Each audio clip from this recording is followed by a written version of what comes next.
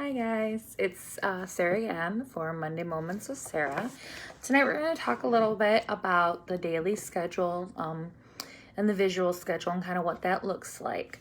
So each classroom needs to have a daily schedule.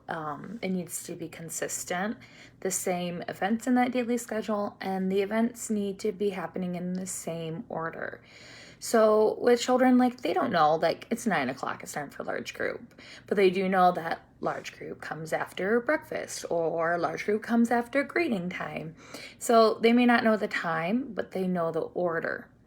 So that is one reason why it's really important to be consistent so they know what's to come next. We find that there's a lot less behavior issues and a lot less of us trying to control them or manage behaviors when they know what's expected. If they know what is expected behavior-wise, but also what's expected, what's coming next. They're not up wondering, saying, well, I don't know if I'm going here today or I'm going over to this area, or if it's large group time or if it's small group time. That's why it's really important to be consistent. It needs to have all the parts of the daily routine in it. It needs to have large group, small group, planning, recall, outside time, all the meals. It needs to have nap time. So we do want one that's typed up, posted where like parents can see them or like staff members can see them. But it's really important to have that visual one down where the children can see it. Now, it's really important to have it not only at their eye level, but like in one long, consistent row. So you can say, okay, this comes next, then this comes next, this comes next. One, it builds early literacy. You think about it, like we read left to right. So for them, if you see left to right, we're doing this, then we're doing this, then we're doing this, then it helps build that skill set for them. And you think about it like, we don't want to be teaching them read top to bottom or this way or that way, like left to right. The other thing is there is a fun way that you can have them help you keep track of what part of the day it is. Maybe you take a clothespin and every time you switch, you're like, oh, we're moving our clip to large group time. Now it's time for a large group. We're moving our clip to outside time. It must be outside time.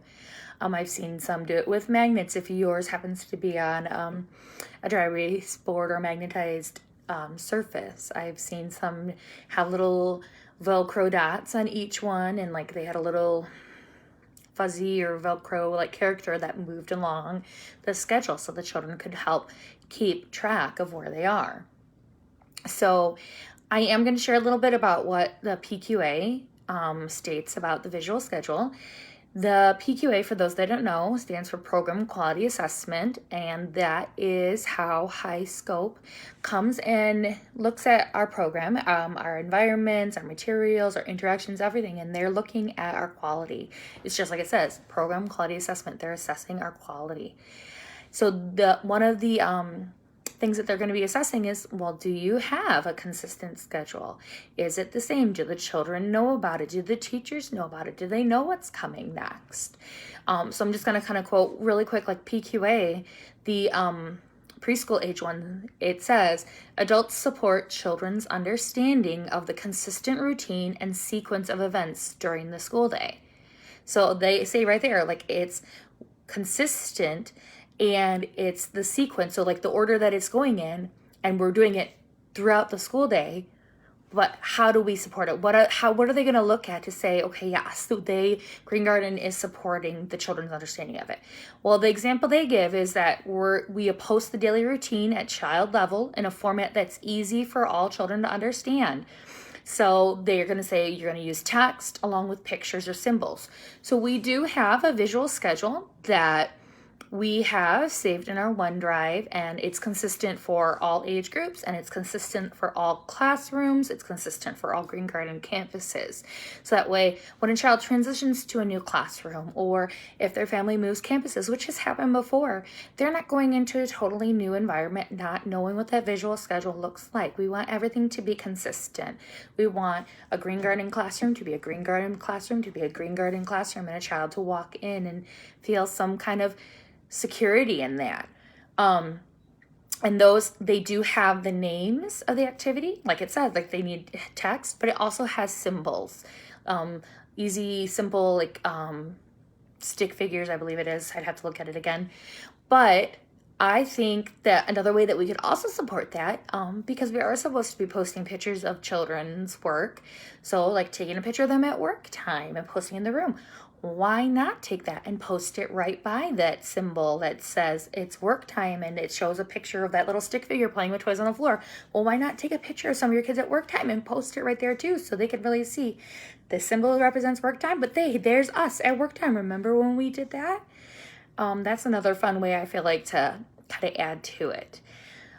They also say that adults, we review the daily routine throughout the day and we let them know about changes in the routine ahead of time. So that's where it comes in, like with our message board. Like if for some reason we can't have that consistent routine, like if it is frigid cold and we cannot get outside and we have to change that and we're going to do a different activity instead, then that needs to be on our greeting time and we have to let them know ahead of time. Like as soon as we know, and just change stuff around and let them know. So the other thing is like when they say reviewing it throughout the day, that means like saying, hey, we just finished large group and next we're going to do small group and look at our visual schedule. What comes next? So constantly referring them back to that and letting them be and talking about the activities using the names. So not just saying, hey, what's our next activity? Oh, we're going to go to the table to do an activity. We're going to the table to do small group.